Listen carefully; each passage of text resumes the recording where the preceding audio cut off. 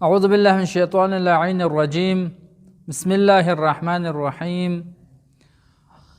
آج واجبات نماز میں سے قرأت، اس کے بارے میں چند مسئلے جن کو جاننا بہت ضروری ہے۔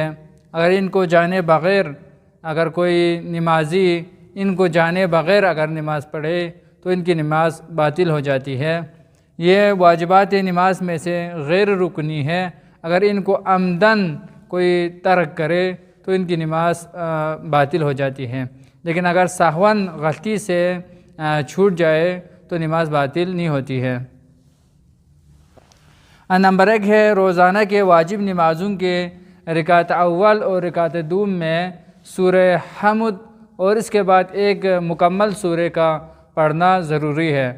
اگر کوئی نمازی سورہ حمد نہ پڑھے یا پہلے سورہ پڑھے، کوئی اور سورہ پڑھے، پھر اس کے بعد سورہ حمد کو پڑھے، یا کوئی مکمل سورہ اگر نہ پڑھے تو اس صورت میں جان بوجھ کر اس طرح کرنے کی صورت میں اس کی نماز باطل ہو جاتی ہے۔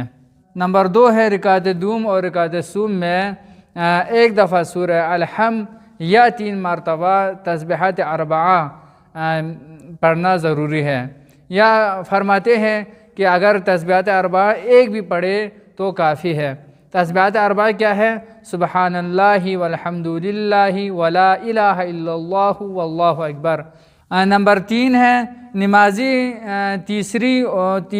تیسری اور چوتھی رکعت میں سورہ حمد، اگر سورہ حمد پڑھے تو سورہ حمد، اگر سورہ حمد نہ پڑھے تو تسبیحات 4 اس کو آہستہ پڑھنا ضروری ہے۔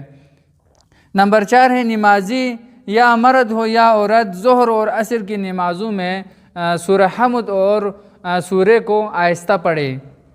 نمبر 5 ہے نماز مغرب اور عشاء اور صبح کی نمازوں میں سورہ حمد اور سورہ کو بالجہر پڑھے۔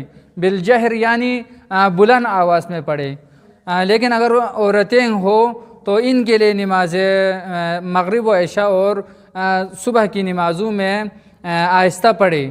لیکن اگر کوئی نامحرم ان کی آواز سن رہے ہیں تو اس صورت میں ضروری ہے کہ آہستہ پڑھے۔